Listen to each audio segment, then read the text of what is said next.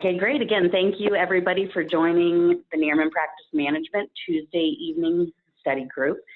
Tonight we have with us Dr. Tracey Nguyen, and she will be presenting dental intervention strategies for sleep-disordered breathing. At the second part of the presentation, we'll hear from Rose Nierman on the medical billing side of things. So starting out with Dr. Nguyen here. Dr. Tracey Nguyen maintains a private practice 30 minutes outside of Washington, D.C. in Northern Virginia. In the last 5 years, she has positioned herself to be one of the key opinion leaders in pediatric dental sleep medicine. However, she wasn't always into airway management. In fact, her core was restorative dentistry. So in 2016, she developed the Sleep and Airway Group, which is a local interdisciplinary group of doctors of various specialties. And her passion is to create awareness in the dental intervention strategies available to her peers and her community. So to put it in simple terms, she's the one to know in pediatric dentistry. So thank you so much, Dr. Nguyen, for joining us this evening and presenting this information to us. We're very excited to see it. Oh, thank you for having me. So I'm going to kind of give a little crash course on what I think is available today in pediatrics and adults when it comes to sleep disordered breathing management. So a little bit about me is this is my team. I developed this team about 3 years ago. It's a team of ENT, sleep physicians, speech language pathologists. Every discipline in dentistry is in my team. Basically, I sent an email out sent it out to about 30, 40 people locally, and I said, hey, I want to talk about the dentist role in sleep disorder breathing. And then from there, I invited two physicians of each specialty, and that's how we developed this group. We meet monthly, and we discuss cases, and quarterly live to go over more cases. So that's my team. I'm going to start off with, I have a really nice flow chart, and there are many different intervention strategies out there. There are many things that people are testing and trying. I'm really just only going to tap into what the literature is saying right now, and then I'm going to end it with where I'd like the literature to go. So right now, we know that from the American Academy of Pediatrics, the standard of care is a polysomnogram, which is a PSG. So if we suspect that your child has sleep apnea, you're going to get a PSG. We also, according to the American Academy of Pediatrics in 2012, the first line defense is tonsils and adenoids. After tonsils and adenoids, it's CPAP therapy. After CPAP therapy is corticosteroids. So as of 2012, the only thing that's on the table for children is drugs, a procedure that has 1 to 15,000 to 30,000 deaths, a retractive face mask, or lose weight. Other than that, we don't really have an answer for you. The interesting thing is what are we seeing with children is what's going on? Why are these children still resistant? Well, we're finding that the longer you wait for the tonsils and adenoids become less of a factor. We're also seeing that the more severe the OSA, the harder it is to treat. The next thing we're starting to see is mid-face deficiencies. The face isn't growing forward, so we're seeing both faces drop back. Now we're starting to have facial changes. And another complication to throw it in there is the tongue-based and lingual tonsils. Lingual tonsils are pretty serious surgery, so we rarely like to jump in there unless we have to do that. But if the collapse is hanging down low, that's another procedure that we're looking at.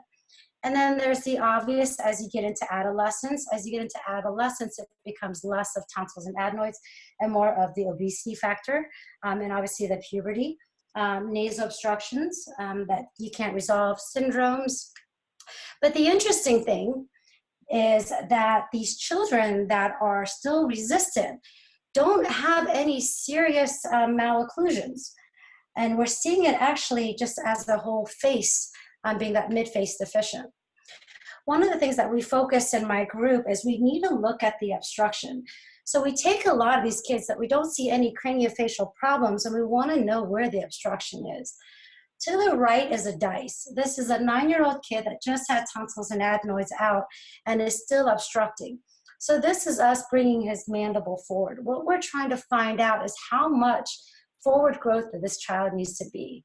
And this child's airway completely does a lateral collapse. Where do we see most of the collapses? Interestingly enough, it's in multiple sites. That's what makes it so hard for us to treat.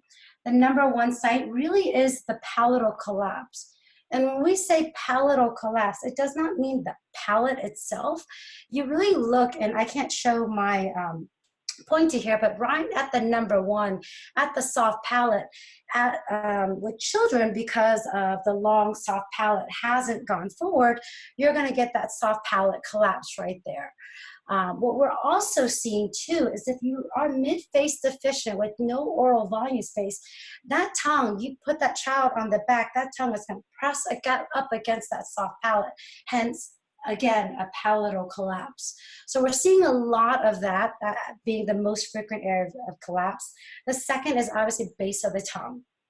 To make matters even worse, when they looked at kids, they found that 43% of these multiple level collapse had more than 4 obstruction sites. And obesity is not a big factor in some of these really young kids. So, sorry. Yeah, so while we're waiting for the presentation for the medical billing, I thought that was amazing watching the video of the Airway, and so far I'm really intrigued by this presentation. So what we'd like to do is go through not only for pediatric, but we're going to talk about some of the medical billing results we see with adults as well. So let's go through some things. I know some of you have already billed and some of you have not. And we're going to go through some of the policies, what we see with both adults and pediatric, and then we'll be sure to give you the codes as well. All right, a few main points. It's true, most medical insurers do offer coverage for custom-made oral appliances to treat OSA for adults, as long as you know what hoops to jump through and the coverage criteria is met. Now, the exciting thing is that Courtney and I have seen some medical insurers start to add positive coverage language for pediatric appliances for sleep as well. So it's not something that in the past has really been reimbursed, but we saw a couple of the major insurance companies come out and say yes, with the right situation and the right documentation, we certainly may consider covering it. And just even though tonight we're not talking too much about Medicare, what we talk about will be about commercial carriers. Do keep in mind that for Medicare, a dental practice must enroll as a Medicare DME supplier in order to receive reimbursement for Medicare beneficiaries. So that's something we can do at Nierman Practice Management, is help you with the Medicare application. So what do you need to bill sleep? Well, you're always going to want to do a benefit verification. At that verification, calling the insurance company, you're going to find out if a pre-auth is required. We are seeing a lot of the sleep appliances do need to be pre-auth. Of course, you'll need your ICD-10 diagnosis codes, your sleep study report, you'll want to see that, a prescription from a physician, your CPT and HCPCS procedure codes, which we'll go over tonight, the medical claims, CMS 1500, and they're asking for your narrative report showing the subjective complaints of the patient, the objective exam findings, the assessment and the plan from your visit. And we'll talk about what you need to have in that as well. And it is important to know the coverage, the policies, which we'll go over tonight.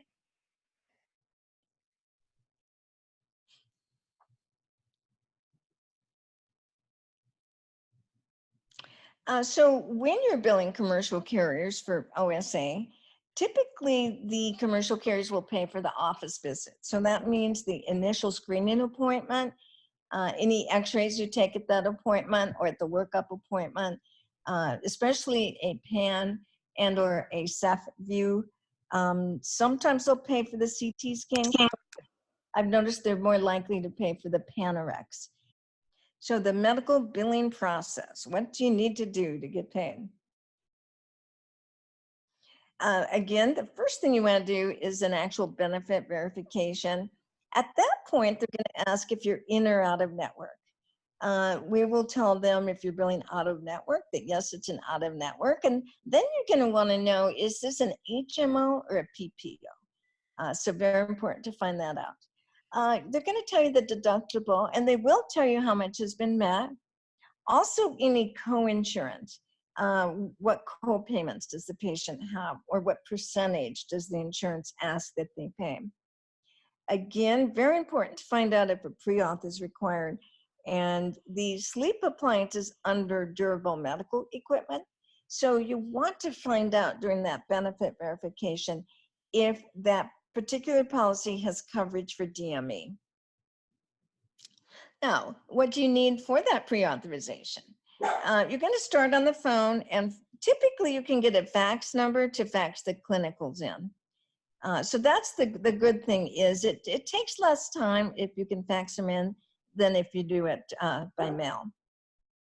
In your pre-authorization, the insurance is going to want to see your chief complaints, the sleep history, has a medical history such as high blood pressure or excessive daytime sleepiness. They will want to see a copy of the sleep study report, and they're asking for the RX from the physician these days. You'll also want an affidavit that indicates if the patient either declined or refused CPAP or tried it and is intolerant to it. The exam findings, diagnosis codes, procedure codes, and treatment plans. So the Nierman Practice Management sleep history exam and workup has every checkbox on that questionnaire has a reason for it, because we know what the insurance company wants, and so we're prepared to give it to them, as well as what we know they want to see during the exam too. So that's what you need for the pre-auth. Now, a gap request is, let's say you're an out-of-network provider, or maybe it's an HMO. That is if there's no one in the plan, that particular provider network, that actually performs the exact same procedure you do. So meaning there's a gap in the provider network. So what we do is we request that if there's no one within, say, 30 miles of the patient's residence, can we use that patient's in-network benefits? Because what you're going to find is the deductible is usually less for in-network benefits, and sometimes the co-payments too.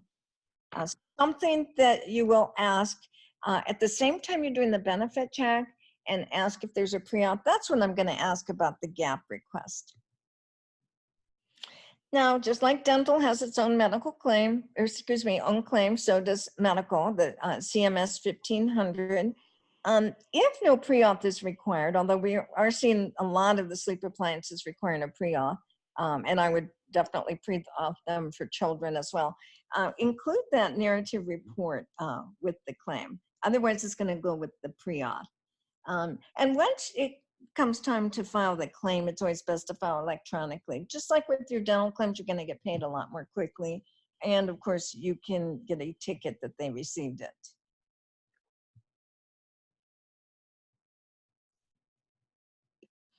So we're going to look at some coverage policies, not only for adults, but as we had mentioned, some of the policies that Courtney and I have run across from Pediatric lately. Just keep in mind, insurance companies do have to be transparent, and they do publish their policies mostly online. Now, looking up the policies or seeing them here doesn't take the place of calling for each insurance and doing a benefit verification call. Okay.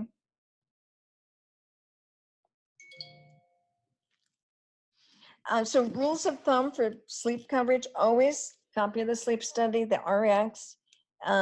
If it's moderate sleep with an HI of 15 to 30, Usually, that's all you need. If it's severe, they're going to want the CPAP affidavit or CPAP refusal. And keep in mind, the policies state that if the patient does have mild OSA with an AGI of 5 to 15, you also want to show at least one comorbidity, which would be excessive daytime sleepiness, Epworth of 10, higher than 10, impaired cognition, mood disorders, insomnia, or hypertension, ischemic heart disease, or history of stroke. So you can see how important your documentation is.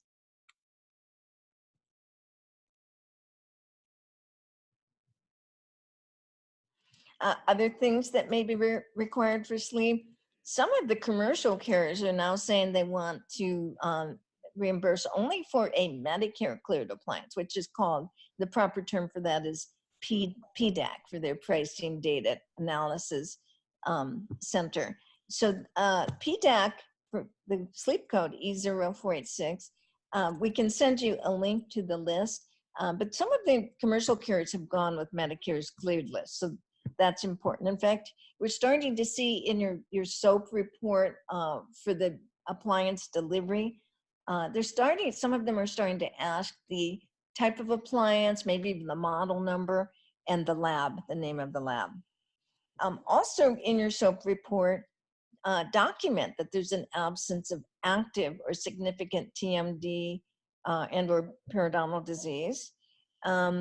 If the patient has severe, they might need proof that the patient's participated in a CPAP compliance program in rare cases. Also, not just Medicare, but the commercial carriers do want dentists to have the patient sign proof of delivery form, since oral appliances aren't considered equipment. And there's many reasons you might have the Medicare beneficiary sign an advance beneficiary notice of non-coverage. For instance, if you're not a DME supplier, have them sign that ABN that Medicare is not going to pay. Or maybe the patient wants a maybe not a PDAC appliance in their Medicare. Also, one of the newer things with Medicare is that if the patient been on CPAP before, they want to make sure the patient returned the machine. And another thing on Medicare is they want the notes from the face-to-face encounter between the patient and the treating physician prior to the sleep study. So it's just, making sure you have all your ducks in a row and having the documentation. So this policy, as you can see, states that if the AHRI is 15 to 30, you're pretty good with the sleep study. It talks about the comorbidities if the patient has mild sleep apnea, such as stroke or hypertension, and then greater than 30, they talk about not being able to tolerate a PAP device. So you need proof of that, or the PAP's contraindicated. So that's a pretty recent review on Aetna's policy. United Healthcare, policy, as you can see, just came out in April, where they updated it. They are too saying that the patient with symptoms of OSA be seen in a face-to-face evaluation. And so that's something that's kind of new in United Healthcare. Of course, a treating physician must diagnose and recommend course of treatment. And if the patient does refuse CPAP, documentation of the refusal from the patient's treating physician must be supplied. Okay, so as you can see, they do update them, they do change them. And one thought that comes to mind is with the face-to-face evaluation, how many practices are now using telemedicine with physicians? I know there's some companies that have come up that do telemedicine, and that might be a good option. We do work with one of our doctors that lectures for us does have a telemedicine resource that if you're interested, just email us at contact us at Dental Writer, and we'll be happy to provide that with you. All right, let's look at the child ones that we've seen. All right, this is kind of exciting because this just came out. Aetna considers oral appliances are functional orthopedic appliances medically necessary in treatment of children with craniofacial abnormalities and signs and symptoms of OSA.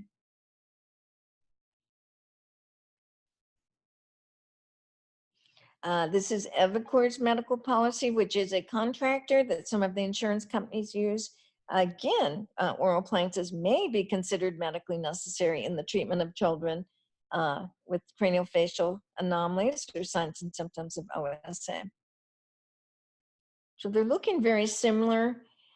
Blue Cross of North Carolina, so some of the Blue Cross Blue Shields of different states are also saying the same thing.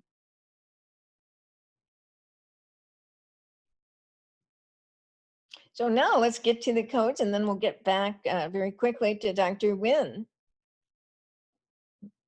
Sleep-related diagnosis code. So whether the patient's adult or pediatric, the code, only one code for OSA, G47.33.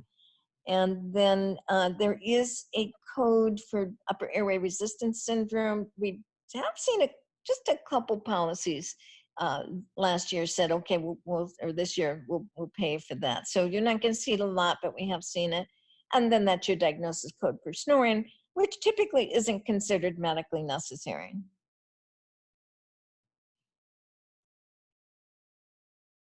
And then in the policy that we just showed you with Aetna, now one of the great things about medical policies when you start looking them up, like Courtney and I do in our spare time, right?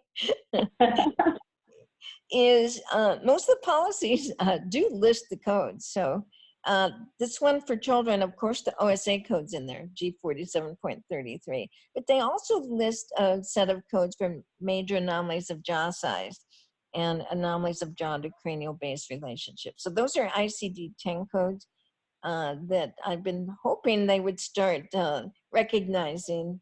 And now we're seeing it pop up in a couple policies.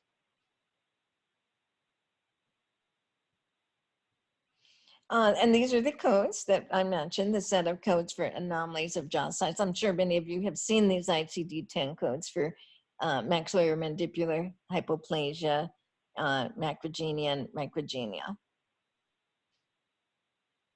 So those are the codes that they're suggesting.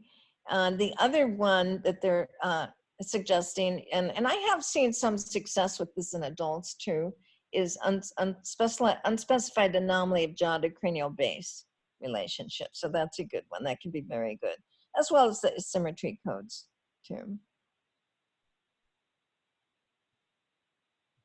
Now, when you're billing, as I mentioned, the commercial carriers will just use, go ahead and typically pay for that screening. They won't typically pay for an exam code until after 90 days. But as you can see, these are the new patient codes, consult codes, and established patient codes. And when you do bill your radiographs, these are your cross codes for your pano, your cephalometric, and whether you use the tomography code or the CT scan code, those are your options.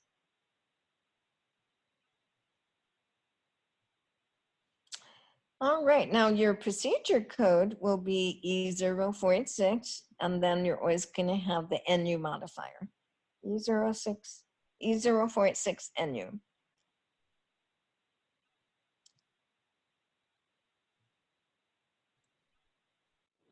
All right, so go ahead, Ms. Courtney. Yeah, thank you so much, Rose. I think that was an excellent overview of what our options are for the medical billing side of things. We're going to switch back over to Dr. Nguyen for the clinical side of things. So I'm going to go ahead and stop this share. And Dr. Nguyen, feel free to jump on and share your presentation, and we'll be rolling on that.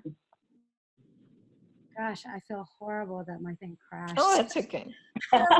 Hey, these things happen, technology. So I ended it with this slide, and basically one of the things that we don't do enough of is we don't diagnose what a problem is. We see one thing and everybody gets one treatment and we wonder why it fails. And I think what we need to start doing is when you develop your team, we have to ask the right questions, and our treatment really should be targeted on where the collapse is. So that was just a quick overview of children. And what I'm going to do is I'm going to dive into all the other procedures. So as we jump into adults, we know that CPAP therapy is a standard of care, and oral appliance therapy is also an option. But we also know that there are changes to the dentition after we know there are studies to show that there are changes to the teeth. So what do we see? We see a decrease in the overbite. We see a larger overjet. We actually start seeing almost like a class 3 relationship in changes in the bite. You'll start to see a posterior open bite. The interesting thing is I just had a patient come in from a sleep center that had an oral appliance done at a sleep center. And I asked the patient, so are you wearing your AM positioner? Because we as dentists know these changes exist, but we as dentists know how to manage these changes with AM positioners. And it was interesting enough that this patient didn't even know what I was talking about. So that right there is management at best, CPAP therapy and oral appliances. And we also know that it doesn't really make you any better. It's just management. So what are things that we can look at as cures? So let's talk about sleep surgery, because now we're going to talk about cures. So tried and true, we know maxillomandibular advancement. The concept with maxillomandibular advancement, you take a long skinny airway, you make it short and fat, and you open up the airway. Maxillomandibular advancement is about 80% surgical success. And so, you know, when I mention MMA to a lot of patients, they say, well, you know, there's a big relapse. It doesn't really work. Well, the meta study shows it's about 80%. So the meta study shows that tonsils and adenoids are success under the age of 7 at 80%. And yet we do that all the time. So I have no problems recommending an MMA for a patient if he has what I call a lateral collapse. What a lateral collapse is that dice that I just showed you where the complete airway collapses. So that's really the skeletal problem. That patient's mid-face deficient and needs to come forward. So I don't have any problem suggesting an MMA for adults. So what else is new right now? sarpy is surgically facilitated rapid palatal expansion. And what that is basically before we had mini TAD implants that we could place up into the median suture, we did expansions attached to teeth. And once you pass a certain age, we believed that that suture was fused. So we needed surgical assistance if we were going to open up the airway that way from the nose. If we want to bring the maxilla forward, we're going to do 3 cuts. We're going to do the cut in the center, we're going to do a lateral cut, and we're going to do a pterygoid cut. So that is the traditional surgically assisted rapid palate expansion. We know that works.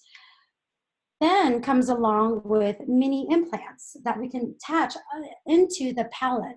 And now we have what we call a modified sarpy.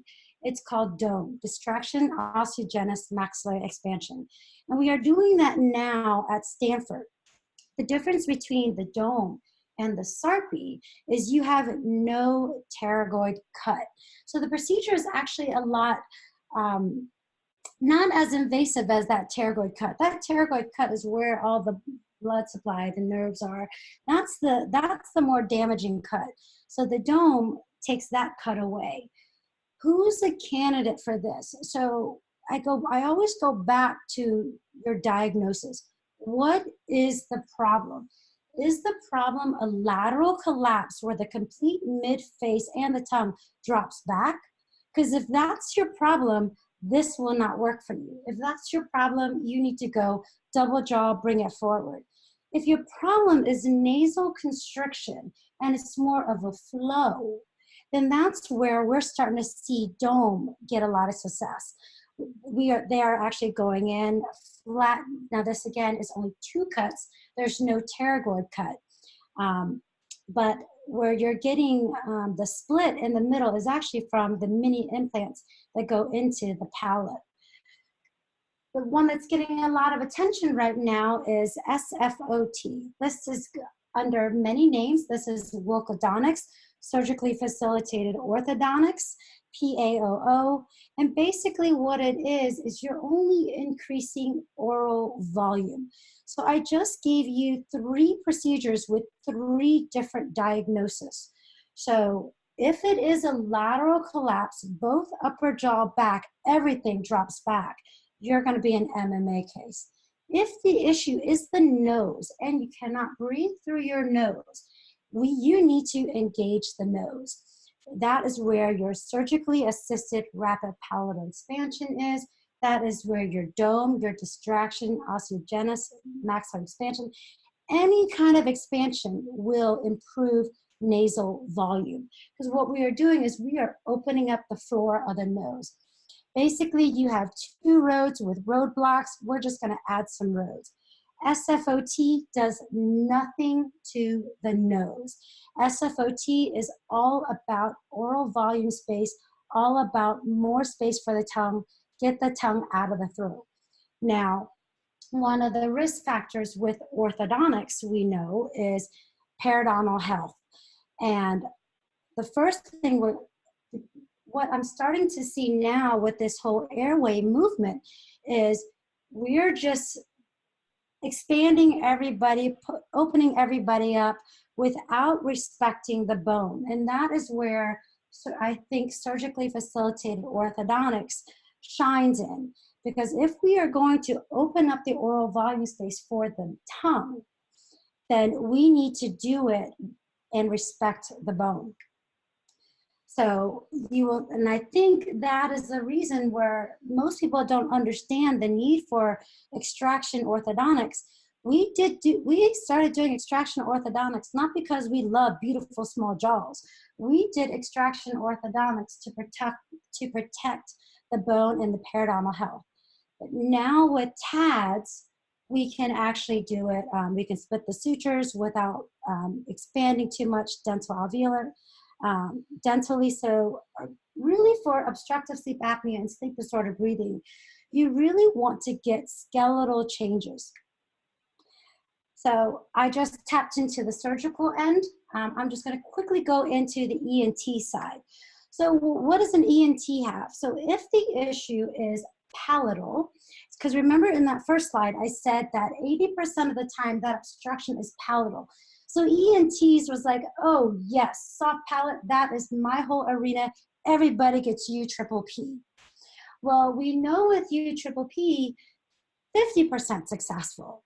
Why? Because it is not only the soft palate that does the collapse, it's also if you're mid-face deficient and that tongue drops up, you're still gonna get a collapse. So I think that is one of the reasons why UPPP was not very successful, because it really did nothing for the tongue. It actually probably opened up more space for the tongue to drop back.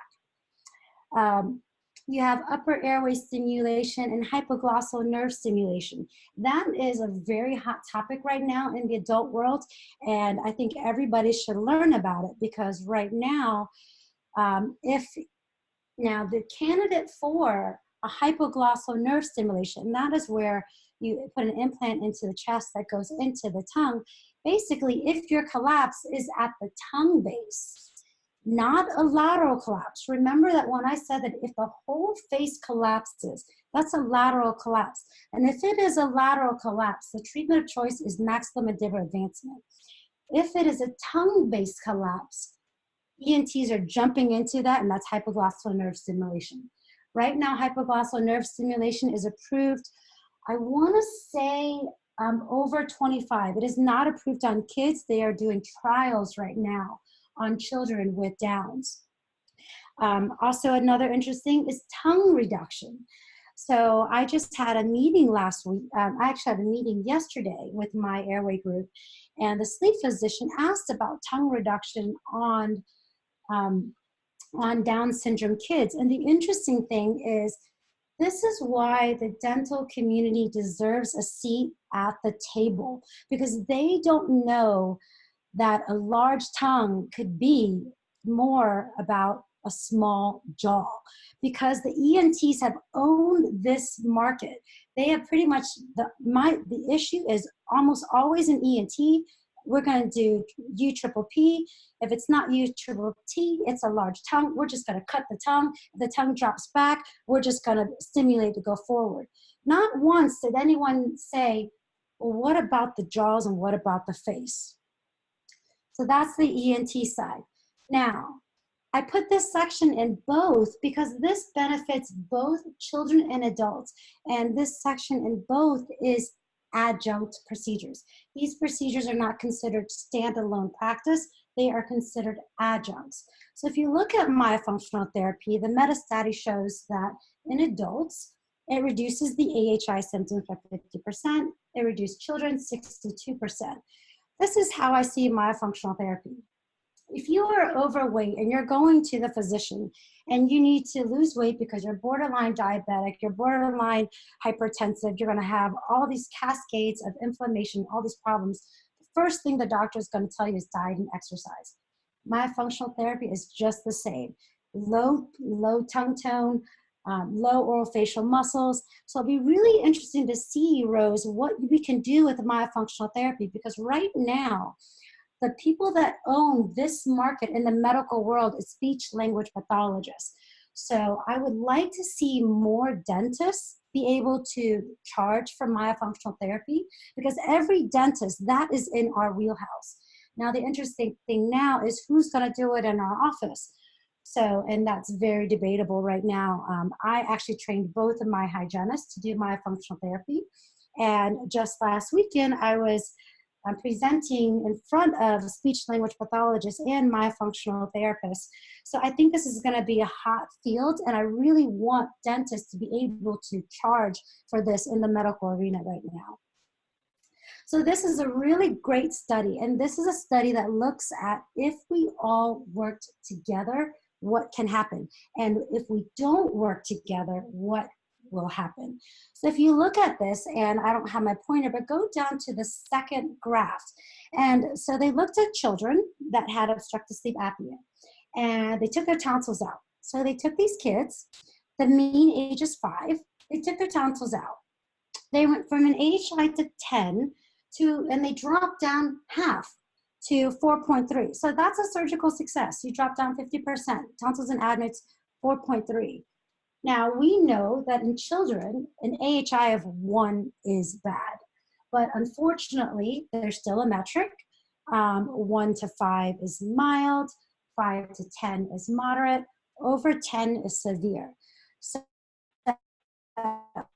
post tonsils and adenoids, we got that AHI down to 4. Now, 2 years in orthodontics, we get the AHI all the way down to 0.4. So really right there, that child is cured in the medical world, 0.4. Now let's do nothing at this point. So we're gonna go 3 years later and see what happens to this child. This child at 5 had an AHI of 10. Tonsils and adenoids, this child AHI went to 4.3. 2 years in orthodontics, 0.4. 3 years of nothing, we are back to 5.3.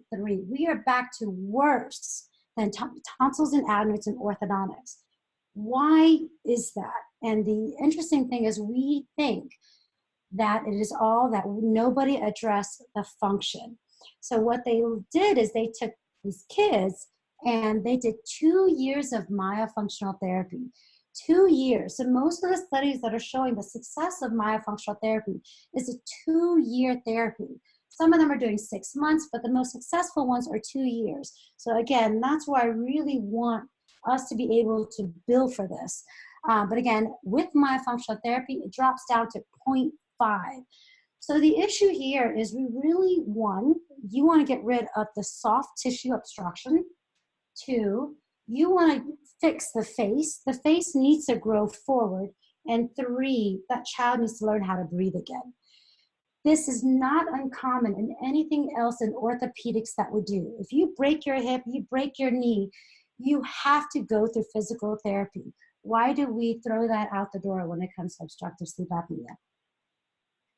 So again, that's what I want you to look at.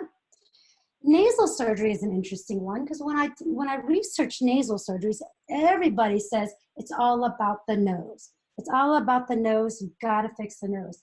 But the interesting thing is when you look at the data with nasal surgery, it improves the quality of life. And this is why I had this conversation with my ENT. It's like nasal surgeries, patients feel phenomenal. They can breathe amazing. But it does not reduce the AHI numbers. It does not reduce the severity of the obstructive sleep apnea. And they concluded in this meta-study is while it is a great procedure and improves the quality of life and improves the use of the CPAP, it does not improve the severity of the apneic events. Therefore, it cannot be considered a standalone practice. So this is where I think that if the patient has a nasal obstruction, you're going to go thinking expansion. Because what are the benefits of expansion? You're going to get skeletal changes and changes to the floor of the nose. They also did a study with nasal surgeries, and they found that people with persistent nasal surgeries that did not get any better all had very high narrow arches. Hence why dome right now is very popular for any patient with nasal obstruction. Another adjunct is positional therapy. We all know that. You sleep on your back, everything drops back. So I just wanted to throw that in there because, of course, your AHI is almost always worse on your back when you're in REM. So now for the controversial stuff, functional orthodontics.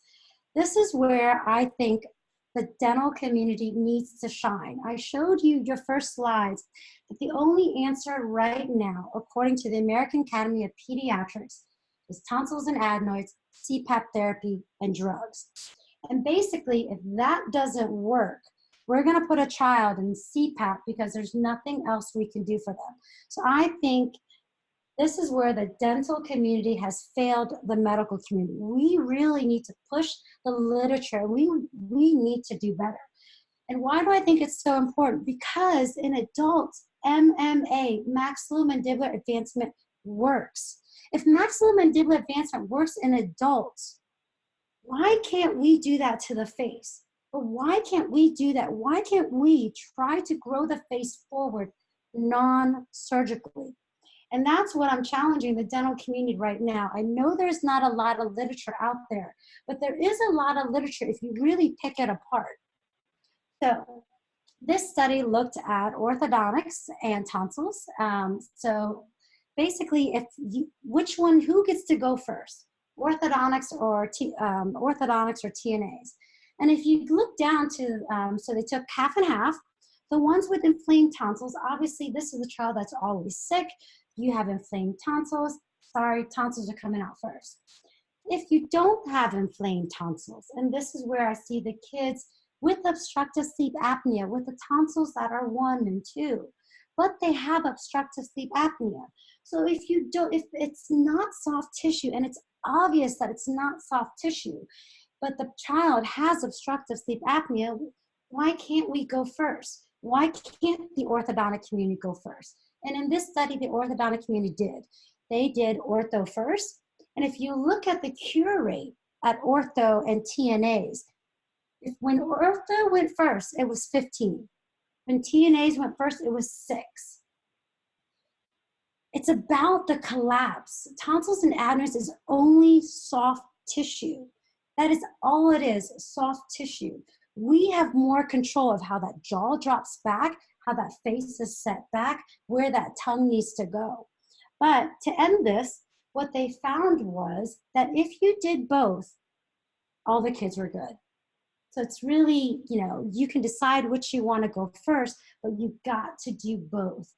The interesting thing with this study is the disclaimer and the ethics of this study is they said that, and I see this in private practice, is if the child has a severe diagnosis, ethically speaking, because the standard of care, according to the American Academy of Pediatrics, is tonsils and adenoids, they're going into surgery, even if that tonsils and adenoids is a grade 1 or 2.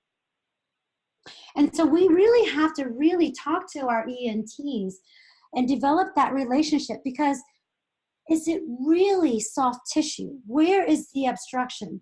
We're going on a guideline that really has no formal diagnosis. So I thought this was a great study, and I think it boils down to we really need to diagnose what the problem is. So again, this is a great study, and I think this study is by Dempsey. And what Dempsey looked at is the PAS. So basically, you're looking at the 8.2, the spine. And the magic number when they measured this in adults was 97 millimeters. And what they found is if that maxilla was less than 97 millimeters, you were 3 to 7 more likely to develop obstructive sleep apnea. 3 to 7, that's a big range. What made the difference? Well, I'll tell you that if you were skinny and you had less than 97 millimeters, you were 7 times more likely to develop OSA. This is what I mean. It's not one thing that's going to cause obstructive sleep apnea. It's the perfect storm that everything comes together. Mid-face deficient, skinny, had a higher risk. Skeletal relationship will put you at a higher risk than obesity. So this was a great study by Dempsey in 2002. Basically, look it up. It's wonderful. And I think because of this study, there is this quest to bring that maxilla forward. But the interesting thing is, I think that there's some treatment out there that we are not bringing that maxilla forward. We're flaring the teeth out, and by having pictures of soft tissue before and after and saying, look at the beautiful facial profile, that's beautiful, but I am not convinced that we've done anything for OSA, because I think the maxilla needs to come forward. So why is this so important for us? Because this is what I'm seeing a lot in my private practice. I am seeing kids with perfectly good teeth with obstructive sleep apnea, with tonsils taken out. And this is what they look like. CBCT imaging does not, I'm not saying that CBCT imaging tells you anything about airway function, but it does tell me a lot about the face, the jaws, the tongue, and the space. And this is what that child looked like, that collapsed, that did a complete lateral collapse. There is no space in that oral volume space. If you go into where that tongue is, typically when I look at the CBCT, I go right into the tongue. If there is an air bubble, I'm feeling good. If there's an air bubble, that means there's oral volume space. If there is no air bubble, there is no oral volume space. This child is mid-face retrognathic. And these are the children that the orthodontic community, we need answers for, because right now, the medical community does not have an answer for the child that is both jaws retrognathic, other than CPAP therapy.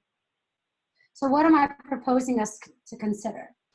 I'm considering that if you have a child that has obstructive sleep apnea, post tonsils and adenoids, that is mid-face retrognathic, you got to bring both jaws forward. You got to bring both jaws forward, because if you don't bring both jaws forward, that child's going to be on a CPAP. That child is a future MMA case. We know that maxillary expansion must be done before puberty, because if we look at the growth curve, the maxilla goes first. The maxilla goes first, and the maxilla slows down right about the age of 7. We also know that the mandible lags. The mandible comes a little bit later. So you have this lag period of with the maxillary and mandibular growth.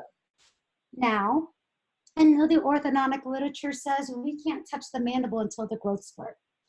We're not going to touch the mandible to the growth spurt, but I'm going to argue and say if we don't touch the mandible before the growth spurt, then what are we going to do about the collapse of the lower jaw and the tongue? We need answers for these kids, because if we don't keep this airway patent, every minute the child cannot breathe at night is a risk of neurocognitive changes. So I applaud a lot of the orthodontists that are going in there with these kids that are these class 2 kids that are bringing that lower jaw forward before the growth spurt. I am not worried about teeth. I know that it is not stable. I don't care. Let's put them in a twin block. Let's bring that jaw forward. Let's just maintain that airway patency. If this was a 35-year-old adult with OSA, you wouldn't think twice about putting an oral appliance in there. But we need to do something about these kids, because if you do nothing, the only answer right now for these children is CPAP therapy. The latest thing too now is that we're getting, there again is not much literature, but we're starting to see more of, as I put this in the non-surgical arena. Basically, I highlighted a little bit, this was the difference between sarpy and dome. And what we're doing right now is getting in there and splitting the nose, opening up the suture. And this is MARPy. It's micro implant assisted rapid palatal expansion. It used to be led to believe that the suture was closed. We know now that the suture is not closed. It's just heavily intertwined. We know also that the suture gets really heavily intertwined between the ages of 14 and 15. So they did a study on children. The mean age was 10. And what they did with these children, and these children had obstructive sleep apnea, they took one set of children and they put in mini implant assisted rapid palatal expansion. And the other kids, they just put in a palatal expander. The mean age is 10, so perfectly normal to put in tooth-borne expanders. But what they found in this study is that while the teeth were the same, orthodontically, they were the same results, the child that had the mini implants that engaged in the nose and split the suture had a better result. They had less nasal airway resistance, they reduced the AHI symptoms, they had better sleep. And I'm gonna argue that some of these kids with obstructive sleep apnea, if you're right at that age group that we are in doubt, if there is any doubt that you're gonna be dental versus skeletal, I vote go skeletal. You only have one shot to open that nose, pop it when the child is still growing, and open up that nose and get some airway volume. And remember that sometimes when we're looking back at some of these cases, we may have perfectly beautiful straight teeth, but I'm going to argue, how was it done? Because how it is done is going to affect how that child breathes for the rest of his or her life. The next thing that you're going to see a lot of, and I think it's going to be interesting, it's called the DNA. The DNA appliance is by David Singh. The company is called Vivos.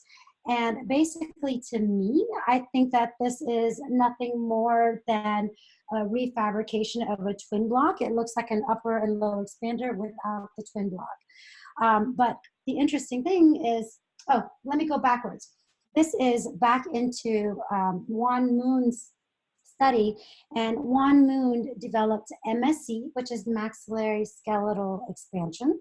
And basically, there you see the little the tads in the nose opening up the suture. And again, we have to remember that what worked in children, there are hundreds of years of research and expansion for children with nasal volume. The problem is we don't have the research to say this also affects sleep, but we know it improves airflow. So this is a study that they did on adults. Basically, you see the AHI numbers dropping. And again, it's about opening up that nose, decreasing that resistance. This right here is the DNA appliance. My personal opinion, I think it is a remake of a twin block without the little blocks. But it's the same thing, upper and lower expansions, very light. My worry with this expander, like any movements in adults, is we need to respect the bone. I think any kind of movement without doing CBCT, without understanding what the bone looks like, is kind of dangerous. But that being said, also I also see with this appliance is nothing more than a twin block that is designed as a sleep appliance that you don't wear an AM positioner. So this is a study that I picked out. This is a case review by DNA that is published. And this is the before and after. And if you read, it says, look, the airway is great. The jaw is forward and there's room for the tongue. And as a dentist, as a restorative dentist, all I see is the teeth don't touch. And this was my problem with sleep dentistry, is I made oral appliances and I had issues with the dental changes. And as a restorative dentist, I have a problem with that. But anyways, this is the DNA appliance. I have yet to see a finished case. So if anybody has it, I'm not saying it doesn't work. I have friends that use it, and I think it's great. I'm waiting to see more research. But this is their case review that they published, and to me, you really can't show a case like this and have the teeth not touch and say that this is a success. So that is everything. And basically, what I want you to really think about is that is all that is dental related. That is all that we can bill. And that is about 60 to 70% of what's available right now in the interdisciplinary OSA treatment. And that is why I'm a huge advocate for the dental community to be sitting at the table with sleep physicians. Yesterday, I was really surprised that a sleep physician asked me if we should do a tongue reduction on a child with Down syndrome. And it dawned on me that it's not that she doesn't know, that is all they know. They don't know what we can do. And I think it's up to us to really educate them that we can do more. I thank you very much for having me. I'm sorry about the glitch. But at the end of the day, it's really about everything. It's form, function. Obviously, genetics has a huge component, but you know, we can do better. Just because mom and dad have obstructive sleep apnea, just because mom and dad's mid-face retrognathic, doesn't mean that that child has the same fate. So I'm going to end it with that. Thank you, guys. Well, thank you so much, Dr. Nguyen. That was, you know, such an intriguing presentation and just such a fresh perspective on, you know, the ways we can not only help the pediatric patients, but, you know, also the adult patients in this serious dysfunction here. So thank you so much. And we're going to open the floor to questions here. We do have some rolling into the chat box and the Q&A box already. So for those of you that haven't found the chat box and the Q&A box just yet, you can feel free to submit any questions you have. You'll find the chat box as well as the Q&A box in the meeting controls, either at the top or the bottom of your screen there. And while we wait for the questions to roll in here, we're just going to share with you some great programs that we have coming up over the next few months there. So in the meantime, feel free to submit your questions and we'll get to those just in a few minutes here. Awesome. Thank you, Courtney. This is John Nierman, and I just want to thank Dr. Tracey Nguyen one more time as well for that fantastic presentation, and thank you for your passion too. And it's such such a much needed area in healthcare for kids and adults, and working with that interdisciplinary team is just so important. So thank you again. Such a great presentation. And of course, Rose. And real briefly, before we get to the Q&A, we had some really great questions, so we're going to get to some of those. But I just want to let everybody know about a couple things going on for the rest of the year. Some great courses. In fact, in the Q&A, we had somebody asking about where can they learn more from Dr. Nguyen. And we'll give Dr. Nguyen's information, but she has a really great course coming up December 6th and 7th that I wanted everybody to know about. And this is called Adult and Pediatric Airway Management in a General Practice. And it's Dr. Nguyen and 3 other amazing dentist practitioners, and they're going to be talking about airway management, not just for pediatric, but adult Airway, and it's going to be an amazing course. That's going to take place in Scottsdale, Arizona, 6th and 7th, and I'll send a follow-up email to everybody that has all this information. So just want to let you know what's coming up and where you can see Dr. Nguyen again for a full 2 days. So that's going to be really great. In addition, I want everyone to know about the other courses that we have for sleep and orofacial pain and medical billing. You can check out our schedule, and I'll send a link in the follow-up. But just want you guys to be aware that our dental sleep and pain and dental writer conference is coming up next month, October 25th, 26th in Fort Lauderdale. So there's still time to sign up for this program. It's going to be amazing. We have a ton of sessions. We actually have 2 separate tracks, one for clinical sleep and pain and one for cross-coding and medical billing, where we'll talk about, expand on what Rose was going over with the medical billing and talk about pediatric billing as well as sleep, adult sleep, TMD billing, implants and oral surgery billing, and then a whole clinical side for the clinical team. Really great program here. So if you are free October 25th, 26th, be sure to check that program out. So, all right, now let's go and get some of these questions answered. Great, thank you, John. We've actually got some great questions submitted both for Rose and Dr. Nguyen here. So we'll start with a great clinical question here. Dr. Nguyen, what age does expansion start with the dome? The dome is for adults. So, well, actually, yes, the dome is pretty much for adults. So, because anyone under, right now, you can actually split the suture on some, actually females. So it really depends on the anatomy. They can actually do CBCT imaging and look at the suture and kind of predict if it's going to split.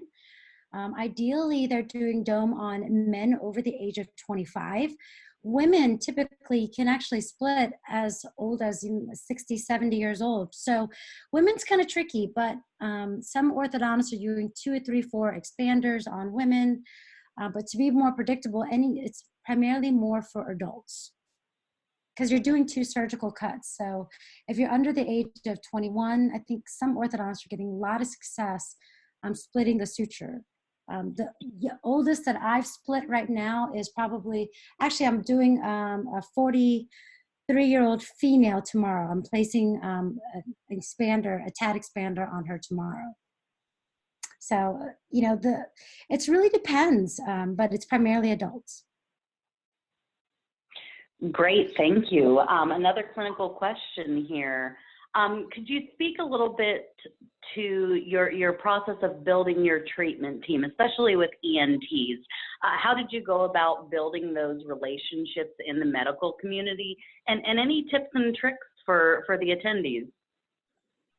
You know, I think that the key really is, and I think, Courtney, I think you did an amazing job helping me put together my report, because I have a lot of questionnaires and forms, and I asked Courtney to put it all in my report. So now I have a really nice report on all the systems. So doctors like to see that you're very thorough. 2, I just reached out to them myself, and I reached out to the public first, and then I started to get a lot of patients needing help, and then I started referring my patients to people, and then people started coming up to me. And that's kind of, I started first with a sleep physician, the pediatric sleep physician. The interesting thing is I found pediatric sleep physician to be most accepting, because like I said, they don't know what's available. Right now, the standard of care is tonsils and adenoids, CPAP therapy, drugs, or weight loss. They know narrow palates is a problem. They know retrognathia is a problem. They just don't know who to go to. And so I think the key is reach out to your sleep docs first. Say, hey, for your children that are still symptomatic, because there are a lot, The problem is a lot of these kids that are over the age of 7, if they have the tonsils and adenoids out later, it is less effective. So I'm actually seeing more and more adolescents on CPAP because orthodontists don't want to touch them. They don't know what to do. They're class 1 molar 1. Doctors don't know what to do, but they're collapsed. So I find that the sleep physicians were first, and then I got ENTs, and everything just kind of just fell together. But you get your local area to support you first, and I did it through actually social media. I hope I answered your question. Did I? I would just. No, that was wonderful. Thank you, Dr. Nguyen. I think, it tends to be a multifaceted, process, and what works best for your area and the medical community in your area. So that was perfect. Thank you. Another question here. Dr. Nguyen, do you routinely do Ceph analysis for your diagnosis? No. So obviously my itty bitty ones, my younger kids, I don't do Cephs. Well, actually I don't have a Ceph. Let me take that back. I have a CBCT, so I don't do Cephs. Really, it really depends on what the signs and symptoms are. So if I have a child that post TNA, still symptomatic, then I'm thinking I need to do, double jaw advancement, non-surgically. I do CBCTs and I need to see what I have to do. Some of my kids that are still very symptomatic where ENTs don't want to scope them, then, I tell the parents, look, I can do a CBCT and then I can look and see the adenoids. But of course I have to do either a Ceph or a CBCT. You'd be surprised how many ENTs don't want to scope young kids. So then obviously that goes into my report. But it's really case-based. Wonderful, thank you. And just to address several questions that have come into the Q&A and chat box, yes, there will be a recording available of this evening's webinar. You will receive a link where you can view the recording at your convenience. We will typically send that out to you the next day, so be looking out for an email from us tomorrow with a link to the presentation. Dr. Nguyen, one more clinical question for you before we switch gears over to a few medical billing questions. When we perform the dome, what happens to the nasal septum? Does it deviate to one side with expansion?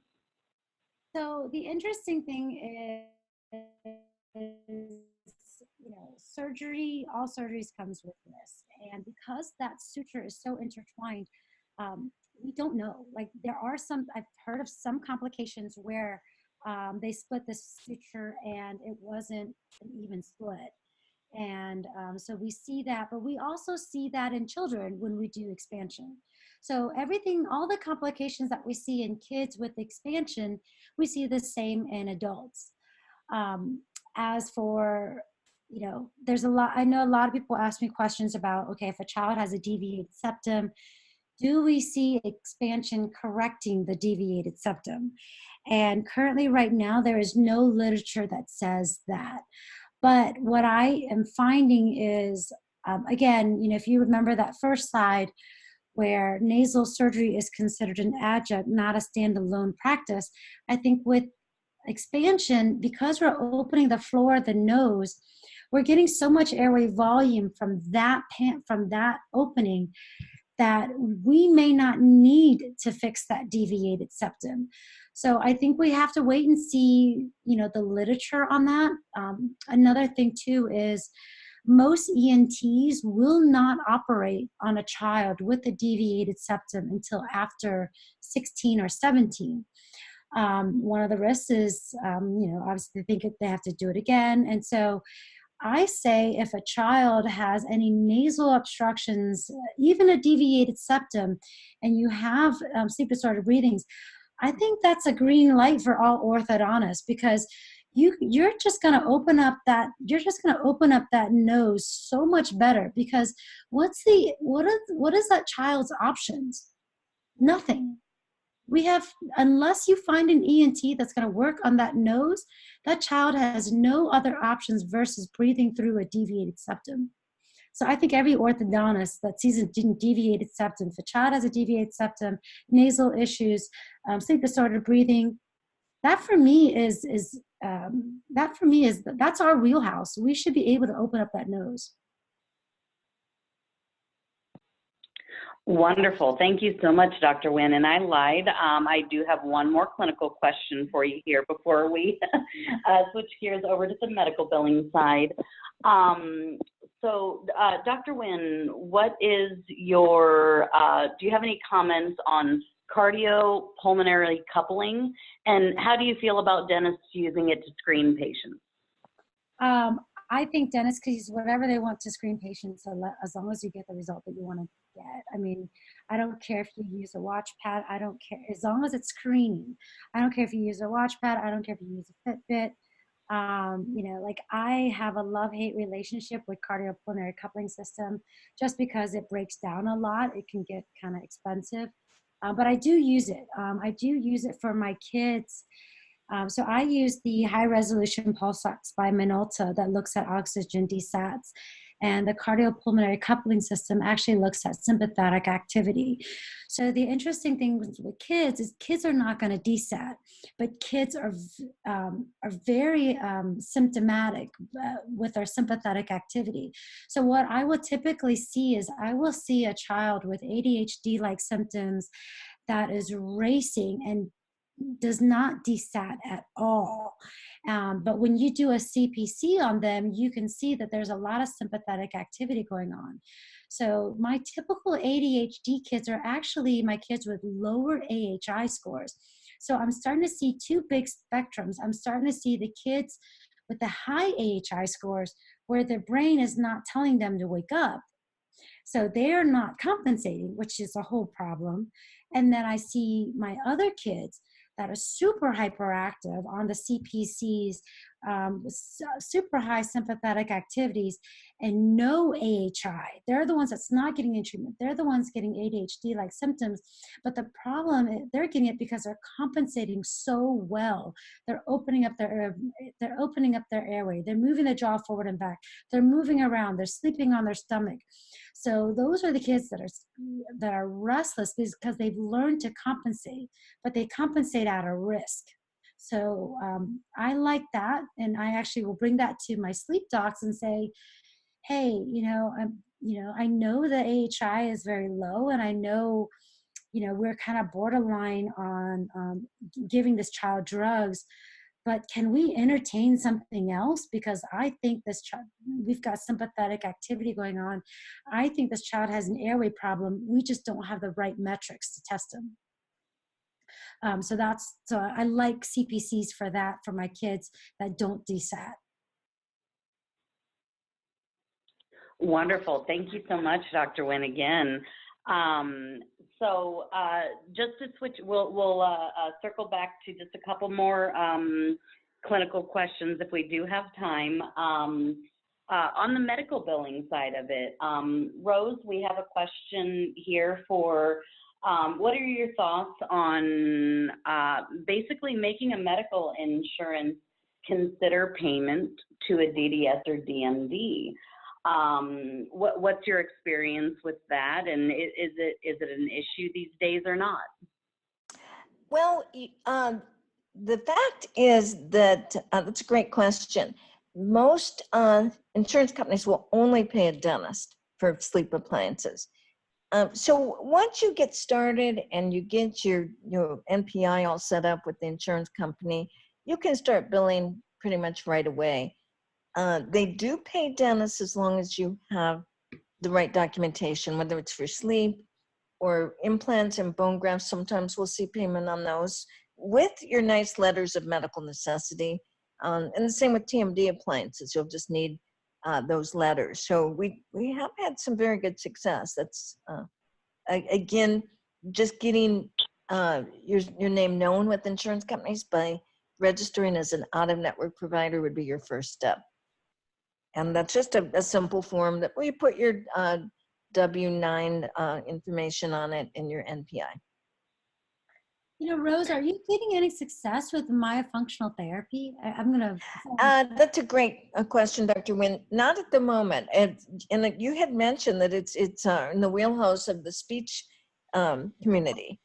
Yeah. And a lot of the policies we see, and it is discrimination, say we'll only pay a speech therapist for myofunctional. So I think it's a great idea to maybe I think get dental professionals to see some change there by lobbying the insurance companies that truly is discrimination, because it certainly is within the scope of the dental practice. Yeah, I mean, it was started by an orthodontist. I mean, that whole Yes, I remember that. Okay. Yeah, and as Dr. Nguyen mentioned earlier, for those of you using Dental Writer or maybe just getting started with it, one of the beautiful things about the Dental Writer software is it is very customizable. So we keep talking about this documentation and these narrative reports. And, you can customize your very specific treatment protocol and your intake or questionnaire items, as well as your exam items, right into the software.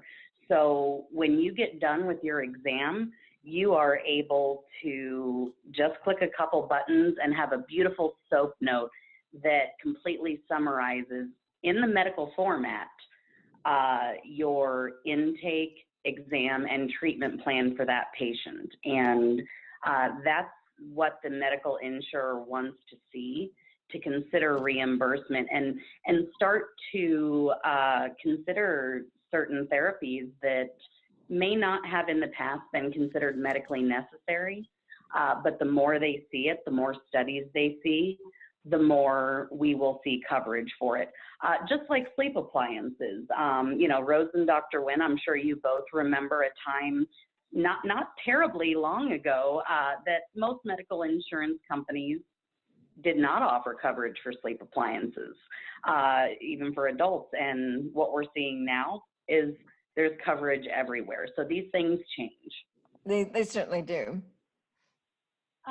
Rose, if we're doing TADs and these expansions, can we call that orthopedic remodeling versus orthodontic expansion, like because we're using TADs? Because you're using what? You know how like I showed with expansions and we're using TADs, like those mini implants? Can we call that orthopedic remodeling? Like, are we getting coverage for that? I have not seen that yet, but that's the type of thing when they say, yes, we will pay for expansion, that I would propose that to the insurance with your beautiful reports that you send to them, asking for a pre-auth of that.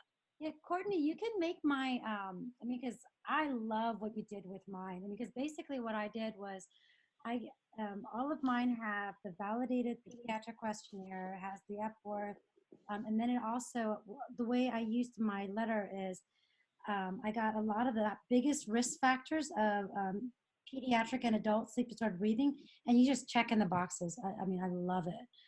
So that's our goal there. Check the box and move on with what you do best, and that's treating the patient.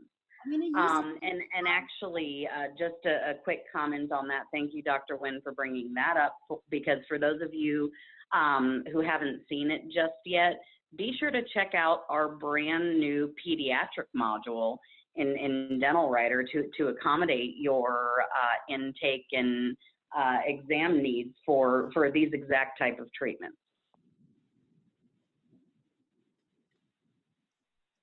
All right, well, I'm looking at the clock here, and we do have, some wonderful questions in here, but, we're looking at almost 9:30 for our East Coasters, so we will wrap it up for this evening. But, again, thank you so much, Dr. Nguyen and Rose, for taking the time this evening to share all of this information with us.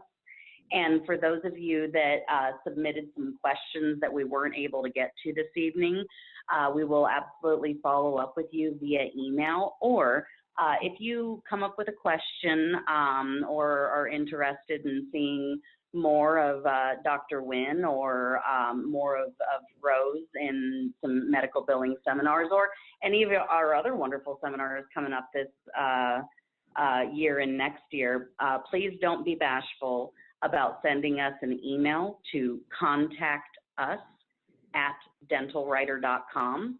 Of course, you can visit us on the web at niermanpm.com or dentalwriter.com.